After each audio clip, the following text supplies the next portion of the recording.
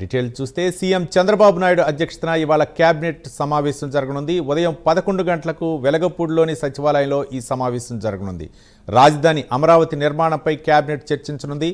అలాగే అమరావతిలో నిర్మించే బీఏడీ టవర్ల టెండర్లకు కేబినెట్ ఆమోదం తెలపనుంది. ఇక హెచ్ఓడి 4 టవర్ల టెండర్లకు సైతం కేబినెట్ ఆమోదించనున్నట్లు తెలుస్తోంది. మరోవైపు రాజధాని అమరావతి ప్రాంతంలో రెండో దశలో 44,000 ఎకరాల భూమి సేకరించే అంశాన్ని సైతం ఈ సమావేశంలో చర్చించే అవకాశం ఉన్నట్లు తెలుస్తోంది. అమరావతిలో 5,000 ఎకరాల్లో అంతర్జాతీయ విమానాశ్రయం నిర్మాణానికి కేబినెట్ ఆమోదం తెలిపే అవకాశం ఉంది.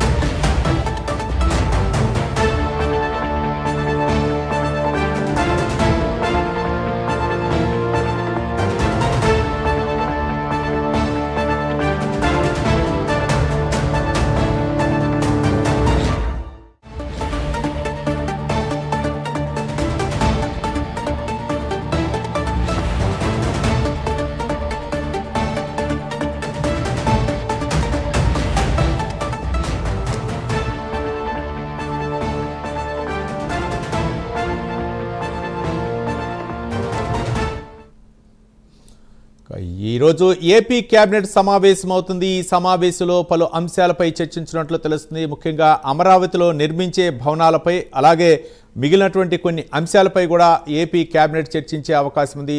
సీఎం చంద్రబాబు నాయుడు అధ్యక్షతన ఏపీ కేబినెట్ ఈ సమావేశం జరగనున్నట్లు తెలుస్తుంది. దీనిపై మరింత సమాచారం మా కరస్పాండెంట్ శ్రీనివాస్ మరిన్ని వివరాలు అందించడానికి సిద్ధంగా ఉన్నారు. శ్రీనివాస్.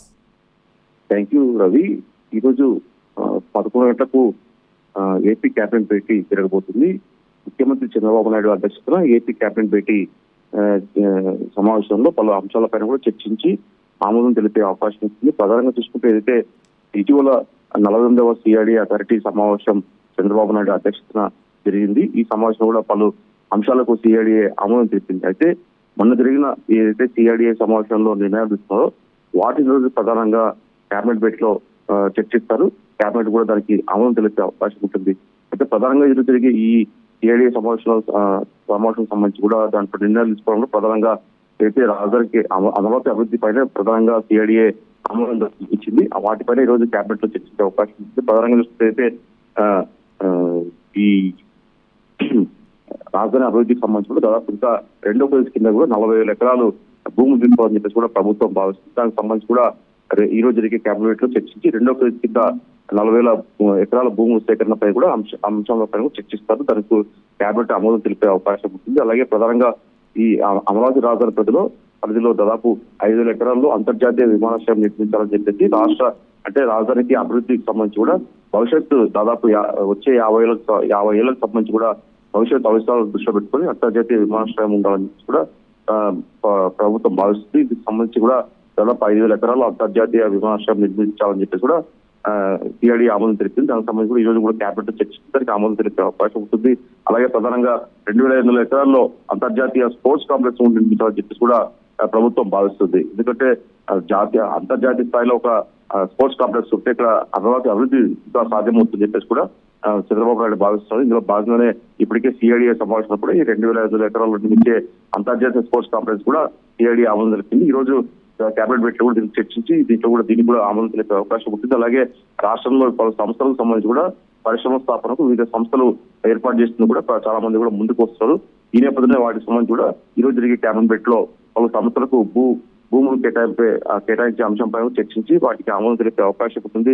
అలాగే ఈ నెలలో తల్లికి వందనం కార్యక్రమం కూడా అమలు చేసేందుకు కూడా ప్రభుత్వం అన్ని విధాలుగా ఏర్పాట్లు చేసింది. దీనికి సంబంధించి కూడా నిధులు విడుదల చేసేందుకు కూడా ఈ రోజు కేబినెట్ లో చర్చించి కేబినెట్ తల్లికి వందనం సంబంధించి కూడా నిధులు విడుదల చేసేందుకు కూడా కేబినెట్ లో చర్చించి అమలు తెలిపే అవకాశం ఉంటుంది. అలాగే ప్రధానంగా కూటమి సర్కారు ఏర్పడి ఏడాది కావస్తుంది.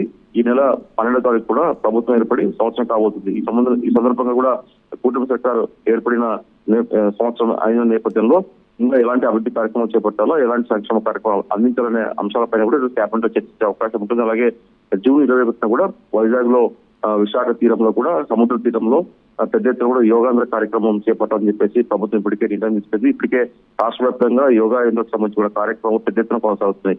ఈ నేపథ్యంలో విశాఖలో జరిగే 21న జరిగే ఈ కార్యక్రమానికి ప్రధానమంత్రి నరేంద్ర మోడీ కూడా ప్రత్యేకంగా ఆయన ఇక్కడికి విశాఖకు రాబోతున్నారు. ఈ యూరోప్ లో జరిగే యోగాంధ్ర కార్యక్రమం పైన కూడా ఈరోజు క్యాబినెట్ లో చర్చించి దాన్ని సక్సెస్ చేసే విధంగా విజయవంతంగా యోగాంధ్ర డే కొనసాగేలా కూడా ఏర్పాట్ల పైన కూడా ఈరోజు క్యాబినెట్ లో చర్చించి దానిపైన కూడా సీఎం చంద్రబాబు నాయుడు మంత్రులకు కూడా బాధ్యతలు అప్పగించే అవకాశం ఉంటుంది Ravi. Right, thank you Srinivas.